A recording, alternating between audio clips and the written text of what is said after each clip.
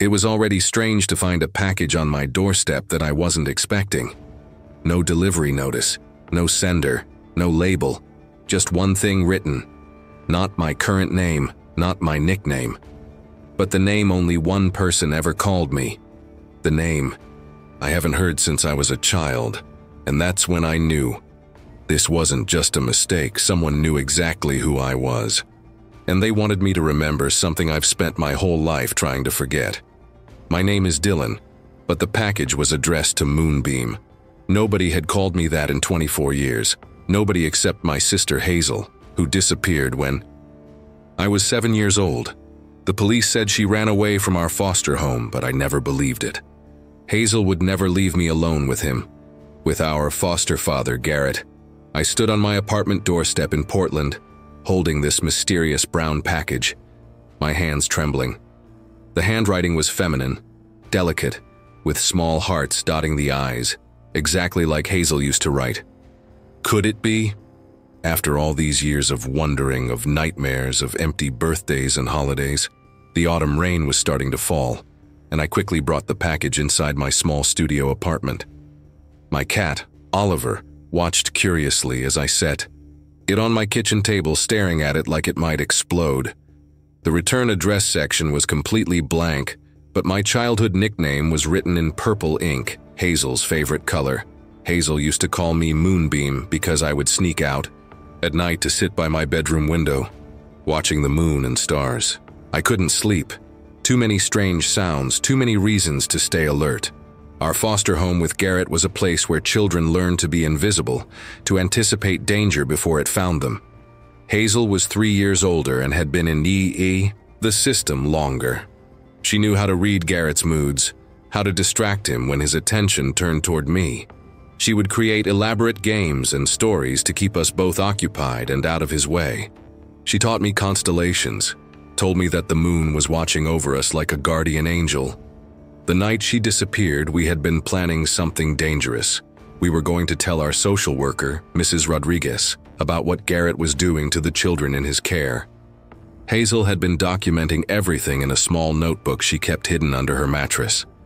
But when I woke up the next morning, Hazel's bed was empty, her few belongings were gone, and Garrett told everyone she was a troubled teenager who couldn't handle structure. I spent months asking questions, begging Mrs. Rodriguez to investigate, but everyone believed Garrett's story. He was a respected member of the community, a deacon at the local church, a man who had fostered dozens of children over the years. Who would believe a traumatized 7-year-old over such an upstanding citizen? With hands that couldn't stop shaking, I carefully opened the package. Inside was a small ceramic music box shaped like a crescent moon, the same one Hazel and I had found at a garage sale and convinced Garrett to buy for us. We had used it to hide our most precious secrets, a few coins we had saved, a photograph of our biological mother, and a list of promises we had made to each other. Beneath the music box was a folded piece of paper, a small silver bracelet I recognized as the one Hazel wore every day, and something that made my heart stop. A recent photograph of Garrett taken from a distance. He looked older, his hair now completely white, but it was definitely him. On the back of the photo, someone had written in that familiar handwriting, "He's still collecting children, 142 Maple Street, blue house with white shutters. Come alone. After midnight. The cellar door is always unlocked." My legs gave out and I collapsed into my kitchen chair. Hazel was alive. After 24 years of guilt, of wondering if I could have saved her, of therapy sessions trying to process abandonment and survivor's guilt, she was out there somewhere. But the message was terrifying. He's still collecting children. The phrase made me physically ill. I thought about all the children who might have come after me, all the lives that could have been destroyed because I was too young and too powerless to stop him. I spent the entire day pacing my apartment, reading and rereading Hazel's note. Every rational part of my brain screamed that this could be a trap. What if someone was using my sister's disappearance to lure me into danger? What if Garrett had somehow discovered my current identity and was trying to silence me permanently? But the handwriting was unmistakably Hazel's.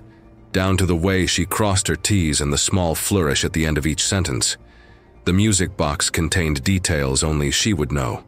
More importantly, the bracelet still had a small dent from when she had dropped it down the stairs while running from one of Garrett's rages. I researched 142 Maple Street online. It was in a quiet suburban neighborhood about 2 hours from Portland.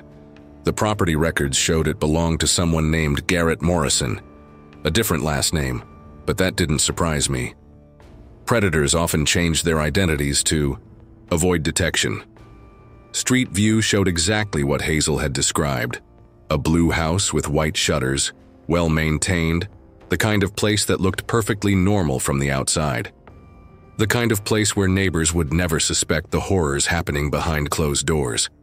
I made a decision that terrified me but felt inevitable. I would go to Maple Street. But first, I needed to prepare for whatever I might find there. Called in sick to my job at the accounting firm and spent the afternoon making preparations. I wrote a detailed letter explaining everything, sealed it in an envelope, and left it on my desk with instructions to mail it to the police if I didn't return within 48 hours. I researched Garrett Morrison extensively.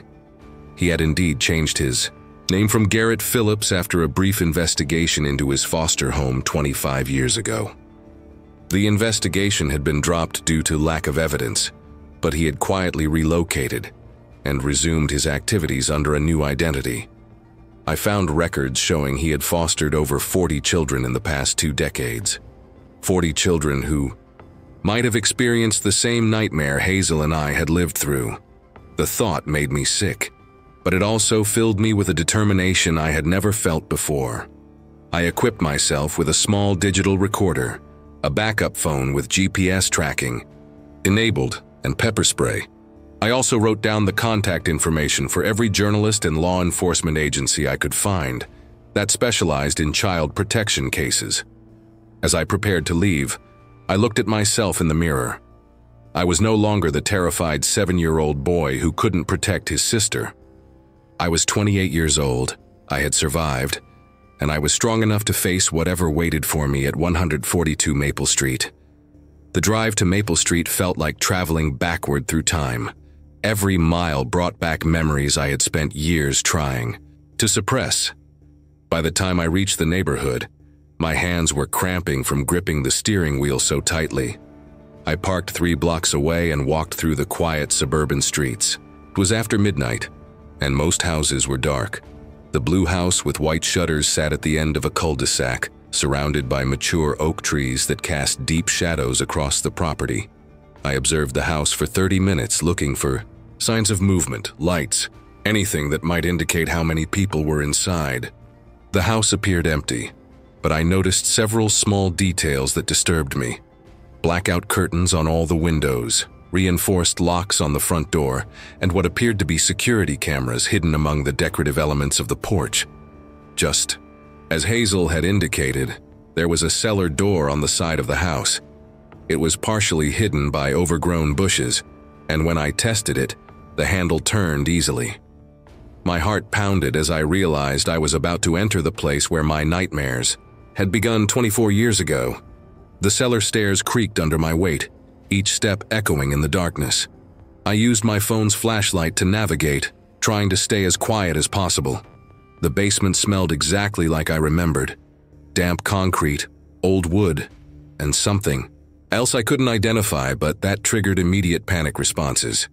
At the bottom of the stairs, I found myself in a finished basement that had been converted into living space. There were several small rooms, each with a heavy door and multiple locks. My blood ran cold as I realized what I was looking at. This wasn't just a basement, it was a prison designed to hold children. "Hello, Moonbeam," the voice came from the shadows behind me. I spun around, my heart hammering, and saw a figure step into the light of my phone. It was a woman, thin and pale, with short cropped hair and scars on her arms that told a story of survival. Even though she looked completely different from the 12-year-old girl I remembered, I knew immediately. It was Hazel, my sister, my protector, the person I had mourned for over 2 decades. "Hazel?" My voice cracked like I was 7 years old again. "Is it really you?" She stepped closer, and I could see tears streaming down her face. I'm sorry, Dylan. I'm so sorry I had to leave you. I'm sorry it took me so long to come back." We stood there in that horrible basement crying and holding each other for the first time in 24 years. She felt different, stronger but also fragile, like someone who had survived things that should have broken her completely. I thought, "You were dead," I whispered. "I thought Garrett had killed you." "He tried," she said quietly. "But I was more stubborn than he expected." She explained that she hadn't run away that night. Garrett had sold her to a trafficking network that specialized in moving children across state lines. For years, she had been held in various locations, unable to escape, unable to contact me or anyone else who might help. "I tried to protect you by staying quiet at first," she said. "I thought if I cooperated, he would leave you alone. But I learned that predators like Garrett never stop. They just find new victims." Hazel told me about the years I had lost with her, years of horror that she had endured while I grew up believing she had abandoned me. She had been moved from place to place, always kept with other children, always under the control of people who saw them as commodities rather than human beings. She had tried to escape multiple times, each attempt resulting in punishment that left both physical and emotional scars. But she never stopped planning, never stopped hoping that someday she would be free and able to return for me. "I thought about you every single day," she said. "I remembered every story I ever told you, every constellation we named together. The memory of being your big sister was what kept me alive." 3 years ago, she had finally escaped during a police raid on one of the facilities where she was being held. She had spent the time since then not just recovering, but investigating. She had been tracking Garrett's new operation, documenting his activities, building a case that would finally bring him to justice. "He's been operating out of this house for 8 years, she explained. "He tells the neighbors he runs a group home for troubled teens. The community loves him. He volunteers at schools, donates to charity, plays the part of the perfect citizen." But Hazel had discovered the truth. Garrett was still trafficking children, still destroying lives, still getting away with it because he had perfected his system of manipulation and control. Hazel had been planning her confrontation with Garrett. For months, she had evidence, photographs, recordings, testimonies from other survivors she had tracked down. But she needed one more piece to make her case airtight. She needed Garrett to confess on record to what he had done to us. "He thinks he broke me," she explained. "He thinks I'm too damaged to ever fight back. But he doesn't know that everything he did to me just made me stronger and more determined to stop him." The plan was complex, but brilliant. Hazel had been leaving subtle clues that she was back in the area, making Garrett paranoid and desperate. She had been appearing in places where he would notice her but couldn't be sure if it was really her. She was playing psychological warfare with a master manipulator. "Tonight, he's going to come down here to check on his inventory," she said, gesturing toward the locked rooms. "He does it every night at 2 a.m. like clockwork. When he finds us here together, he's going to think he's in control. But we're going to turn the tables on him." She showed me the recording equipment she had hidden throughout the basement, the emergency contacts she had already alerted, and the evidence she had compiled over 3 years of investigation. At exactly 2:03 a.m., we heard footsteps on the floor above us. Hazel and I positioned ourselves according to her plan.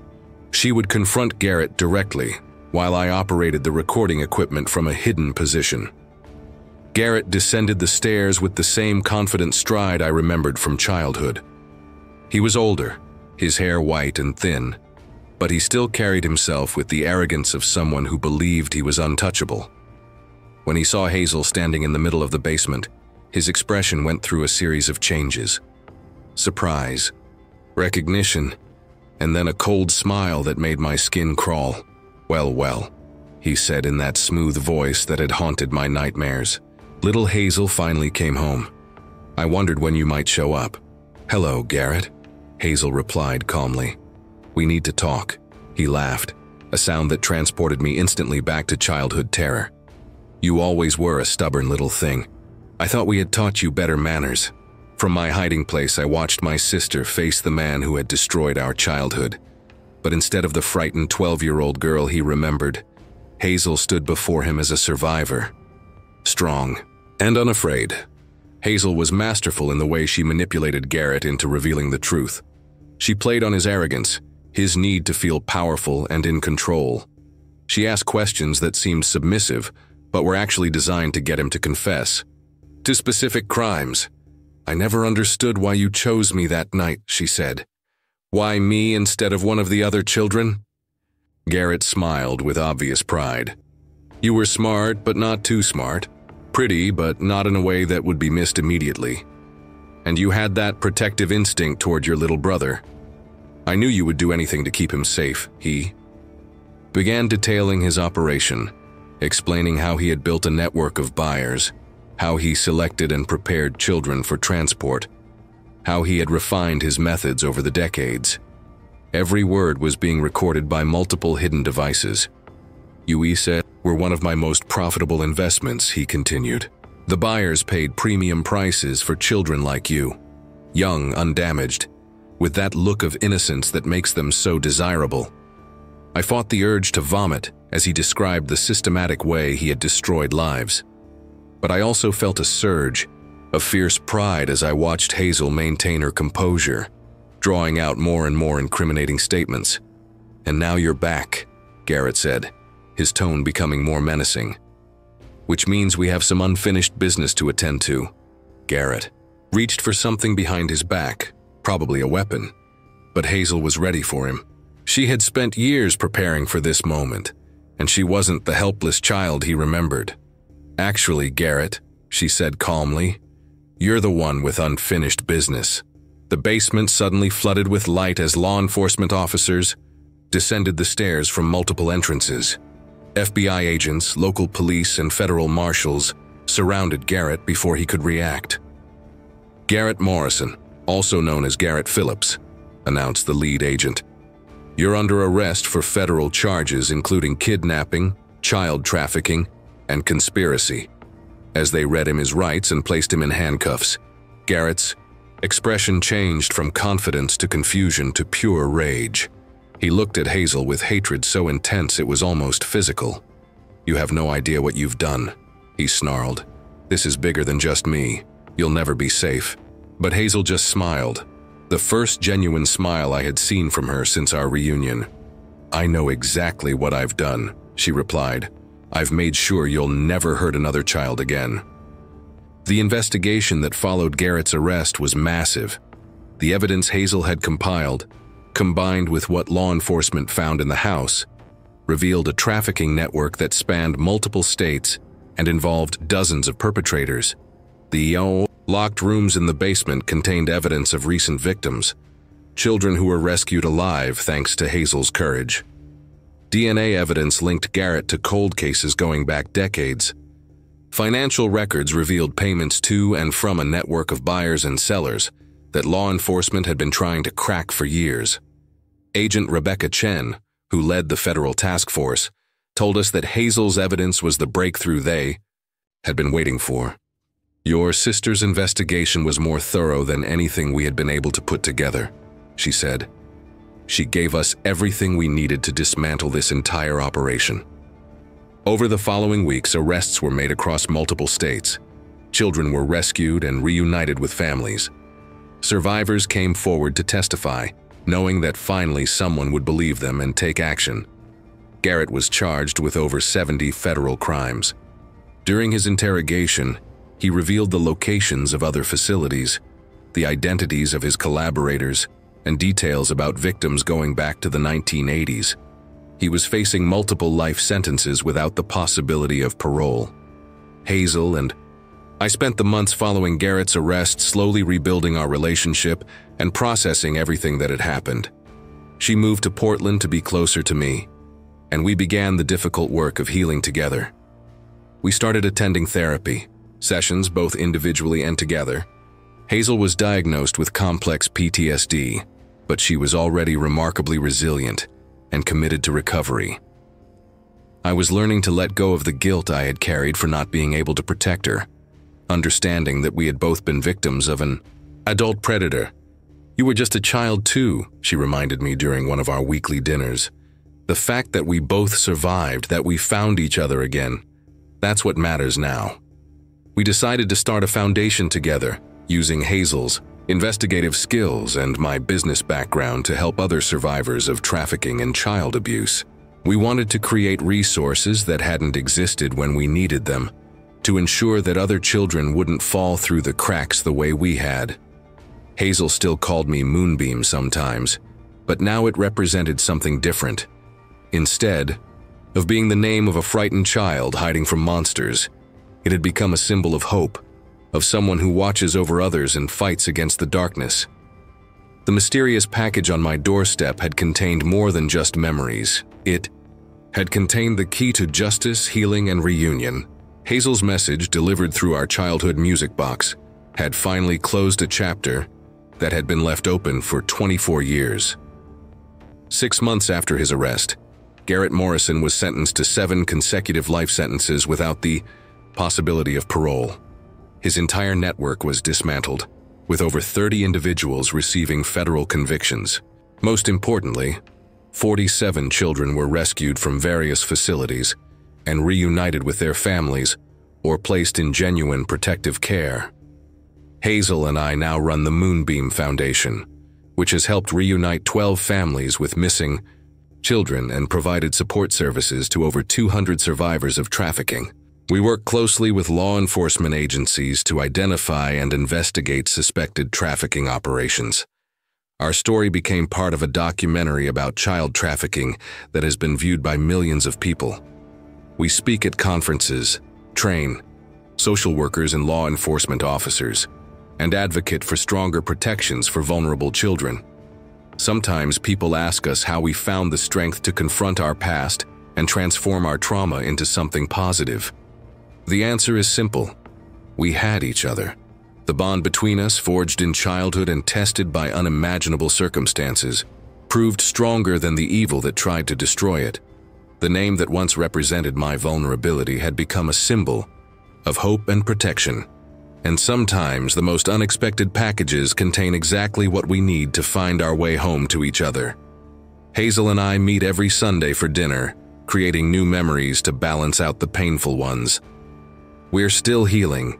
We probably always will be. But we're doing it together. And that makes all the difference.